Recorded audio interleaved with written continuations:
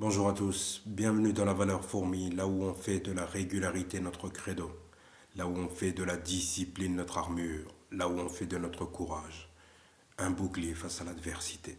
Les amis, bienvenue, merci à toutes les personnes qui rejoignent la chaîne, merci à toutes les personnes qui prennent de leur temps pour écrire un commentaire, et merci à toutes les personnes qui pensent à liker et à partager. Bienvenue, bienvenue, bienvenue. Aujourd'hui, le thème de la vidéo, c'est quoi? C'est que le fait d'être en rétention n'est pas la finalité. Tu vois? Le fait que tu te mettes en rétention ou le fait que tu retiennes ton énergie n'est pas une finalité. Quand tu retiens ton énergie, il faut que tu puisses le mettre dans quelque chose qui a du sens pour toi. Quelque chose qui a vraiment de la valeur. Quelque chose qui compte. Quelque chose sur lequel tu avais envie de travailler depuis longtemps. Par exemple, je prends mon exemple. Moi, quand je me suis mis en rétention séminale, je me suis rendu compte que j'avais de l'énergie, oui, ok. Je me suis demandé qu'est-ce que je devais faire de cette énergie. Puis je me suis dit, ah, ok, ben, peut-être que maintenant il serait temps d'acheter le piano. J'ai acheté un piano.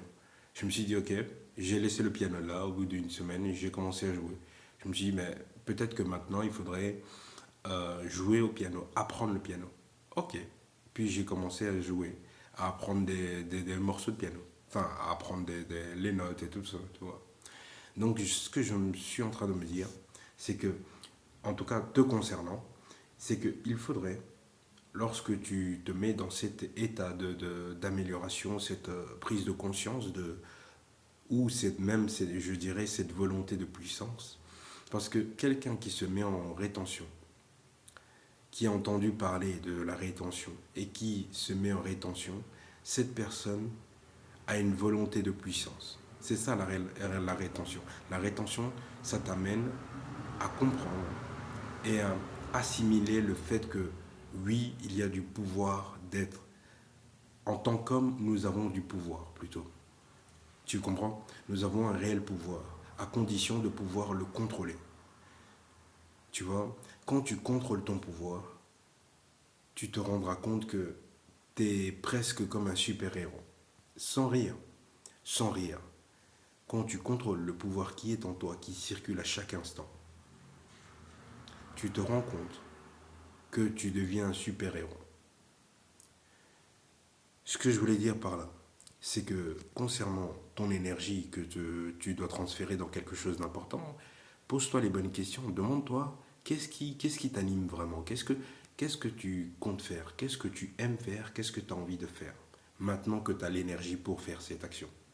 Parce qu'au départ, le problème c'était quoi? Le problème, en tout cas je prends mon exemple, le problème c'est que j'avais pas l'énergie suffisante pour aller au magasin, acheter le piano, le mettre à la maison.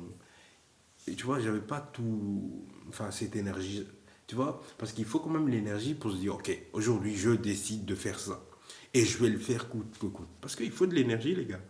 Mais ça a l'air banal, hein. C'est vrai que quand je le dis maintenant à haute voix, ça me paraît, je me dis, ben, c'est vrai que c'est bizarre. Ben oui, effectivement, je te jure que j'en parlais depuis 4-5 ans, que oui, je vais acheter un piano, je vais jouer au piano. C'est drôle parce qu'il est juste là, le piano. C'est marrant. Tu comprends? Une fois que tu te mets en rétention, que tu commences à manger correctement, que tu commences à dormir de la bonne façon, tu commences à faire du sport, tu commences à bien t'étirer, tous ces facteurs, une fois que tu mets tous ces facteurs en place, tu te rends compte que l'énergie circule en toi. Et une fois que l'énergie circule en toi, tu te retrouves avec une source d'énergie que tu vas devoir, avec laquelle tu vas devoir dealer maintenant, avec laquelle tu vas devoir, avec une source d'énergie que tu dois utiliser pour atteindre tes objectifs. Parce que au départ, quand tu n'atteignais pas tes objectifs, c'est pas parce que tu étais une merde, non, pas du tout. C'est juste qu'à un moment donné de l'année, dans le circuit, dans le cycle, ben tu n'avais plus l'énergie pour continuer à faire toute l'année. Tu comprends? Pour continuer à faire toute l'année, tu n'avais plus l'énergie suffisante pour ça. Donc c'est pour ça que c'est intéressant pour un homme. En tout cas, moi, c'est ce que, franchement, je préconise ça pour les hommes. Tous les hommes doivent penser au fait que, enfin, Bon, tu me diras, on ne sait pas qu'on ne sait pas, mais une fois qu'on sait, c'est bien de le faire savoir. Moi, quand j'ai découvert la rétention, je me suis rendu compte que, mais en fait, c'est le super pouvoir, en fait. C'est le super pouvoir. Il y a la chaîne L'Or Noir que j'écoute très souvent, big up à lui, que j'écoute très souvent. Il dit que de grands pouvoirs impliquent de grandes responsabilités.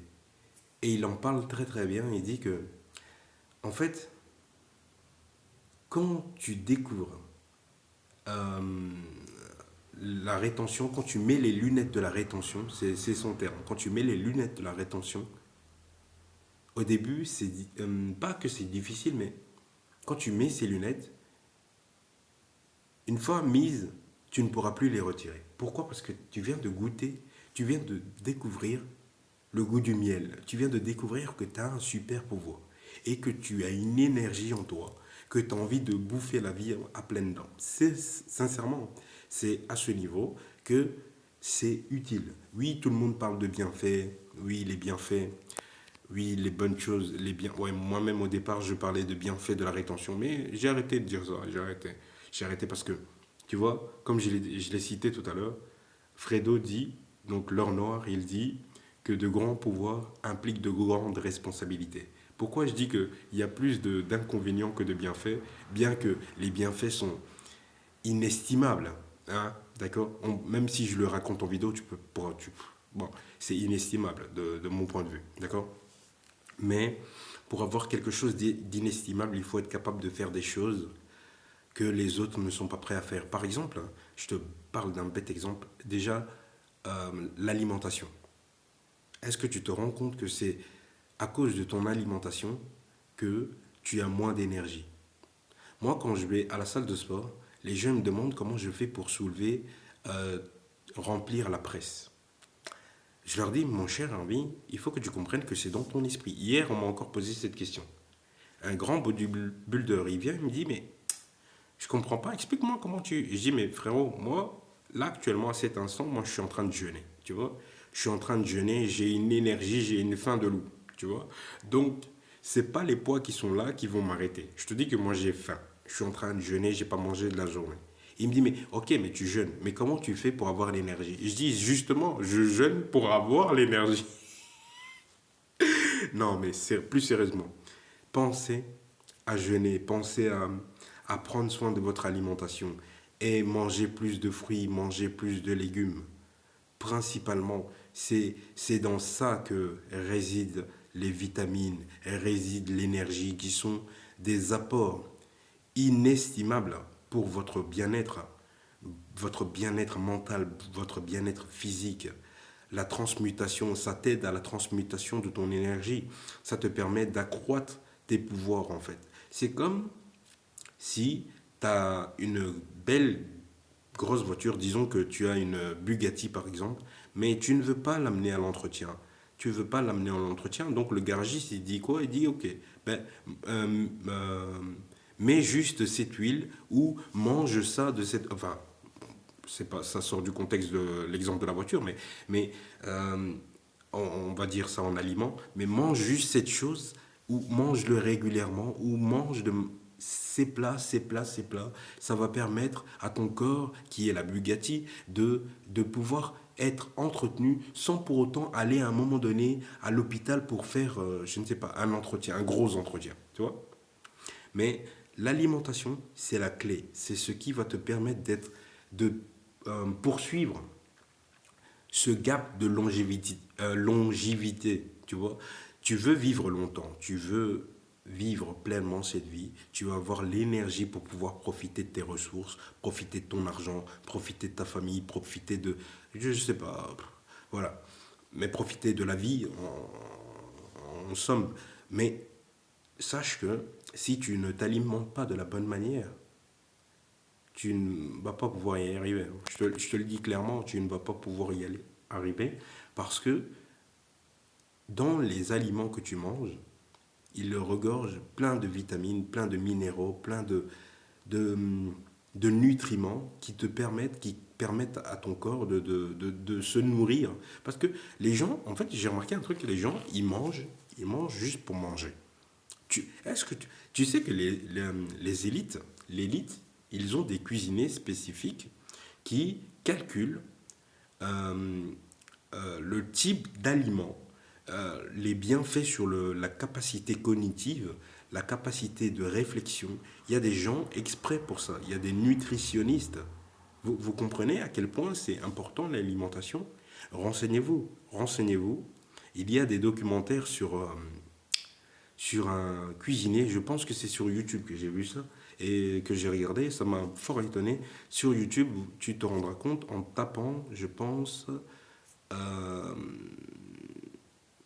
alimentation élitiste, je sais pas, mais un truc comme ça. Mais sache que quand je le trouve, je le mettrai en commentaire. Ou si quelqu'un le trouve, mettez-le en commentaire. Sur YouTube, il y a une vidéo de quelqu'un qui a travaillé, donc un ex cuisinier de la famille Rothschild. Il disait que lorsqu'ils avaient des grosses décisions à prendre, qu'est-ce qu'il faisait? Donc le cuisinier, donc le chef cuisinier, il préparait des aliments amers. C'est-à-dire que euh, qu'est-ce qu'il y a d'amer? Bon, des aliments amers. Des légumes verts, par exemple. Il y avait pas. Je pense qu'ils ne mangent pas de viande. Moi, personnellement, je ne mange pas de viande. D'accord. Maintenant, je ne mange plus de viande. L'année passée, je mangeais encore un peu de viande, mais maintenant, je n'en mange plus du tout. Là, maintenant, j'essaye vraiment. Parce que, pour citer encore l'or noir, quelqu'un que j'aime beaucoup, il dit que si tu manges, je crois que c'est Kevin Gates qui avait dit ça, il disait, si tu manges, si tu veux devenir fort comme le bœuf, mange ce que mange le bœuf. Et non, ne mange pas le bœuf. Tu comprends l'idée ou pas? C'est que c'est les aliments que mange le bœuf qui le rendent aussi fort que ça. C'est pas le bœuf lui-même qui est fort en soi. C'est les aliments qui mangent. Donc toi, tu veux devenir aussi fort que le bœuf, mais toi, au lieu de manger les aliments, tu manges le bœuf, frérot. Ah merde. Et pour revenir au gars qui m'a posé la question dans ma salle de sport, je me suis dit, heureusement que je lui dis pas que je mange pas de viande, parce que lui, il me disait, ouais, moi je mange 3 4 non, non, 3 à 5 fois par jour. Je dis, mais frérot, explique-moi comment tu fais. Il mange 5 fois par jour. Et il me dit, je me sens gros. Ah ouais? Et il me dit, mais ouais, je comprends pas. Ouais, moi, j'ai mangé avant de venir. Je lui dis, mais c'est pas la nourriture qui fait. Oui, c'est la nourriture qui fait, mais ton corps, il a même pas le temps de digérer tout ce que tu accumules. Tout ce que tu accumules, tout ce que tu manges, là, il a même pas le temps de l'éliminer. Manger des choses saines, l'alimentation. L'alimentation, dans cette vidéo, j'appuie vraiment sur ça parce que j'ai compris à quel point le fait de manger des légumes crus, des légumes crus, tu fais des salades de ça, tu manges ça, mon cher, tu vas, c'est un régal. Renseignez-vous, renseignez-vous un peu. Je vous assure, l'énergie que tu vas tirer de ça, ça va te permettre d'avancer. Ça va te permettre, ça va te booster tout simplement. Tu auras l'énergie. On cherche toujours l'énergie à l'extérieur de nous, mais l'énergie est en nous. À chaque instant, ça circule. Tu comprends? À chaque instant, ça circule à condition que tu ne le vides pas bêtement dans quelque chose. Tu comprends? La rétention, c'est ce qui permet aux hommes de reprendre leur pouvoir. C'est le début. C'est pas la fin en soi, c'est le début. La rétention, c'est le début d'un chemin grandiose. Continue sur cette voie, continue sur ce chemin. Tu te rendras compte que tu as plus de force que tout ton environnement. Tu as plus d'énergie que tout ton environnement. Que tu as plus d'énergie que tous les animaux qui t'entourent. Que ce soit psychologique, que ce soit mental, que ce soit physique. Tu as cette énergie qui circule en toi. Il faut juste que tu aies accès à cette énergie. Pour avoir accès à cette énergie, il faut que tu commences à dompter ton estomac. Dompte ton estomac. Dompte ta troisième jambe. Dompte. En fait, tu dois assouvir la chair pour pouvoir reprendre le contrôle. Parce que quand tu as faim, le ventre t'envoie des signes. Ton estomac commence à gargouiller. il gargouille, t'as mal au ventre, tu te dis, ah merde, ouais, on dirait que j'ai faim, j'ai super faim. Mais si tu savais qu'il y a des gens qui arrivent à rester en jeûne pendant plein de jours. Moi, j'ai fait cette expérience une fois. Pour la petite anecdote, il y a 2 mois, non, 3 mois d'ici, j'ai jeûné pendant 6 jours. Donc, pendant 6 jours, je n'ai pas mangé. Et je me suis rendu compte qu'en fait, le corps, c'est quelque chose. Non, mais je me suis dit, attends, il y a un problème. Au début, le premier jour, j'avais faim. Deuxième jour, ça allait. Troisième jour, tu ne vas pas aux toilettes puisque d'office, tu n'as pas mangé. Tu comprends, t'as rien. Il n'y a rien dans ton estomac. Ton ventre, il devient plat. Tes abdos ressortent. Tout ton corps, c'est comme si l'eau s'était évaporée avec le jeûne. Quatrième jour, en fait, quand tu marches, c'est comme si tu étais dans une, comment dire, c'était un état de flow, c'était incroyable. Moi, personnellement, je me suis rendu compte que, en vrai, c'était génial, en fait. En vrai, c'était génial parce que, et le cinquième jour, je commençais à, comment dire, à planer comme ça. C'est très étrange. C'est très étrange, mais en tout cas, j'invite les personnes qui ont le courage de se mettre sur cette voie, de jeûner, ne fût-ce que minimum 2 jours. Faites un jeûne de 2 jours. 2 jours. Essayez-le. Mettez-le en commentaire. Votre retour d'expérience. En tout cas, les amis, c'était une longue vidéo. Je vous dis merci. Merci pour votre soutien. Je vous dis à bientôt. Bonne rétention. Bon courage. Bon ramadan et bon carême. À bientôt, les amis. Merci beaucoup. Ciao.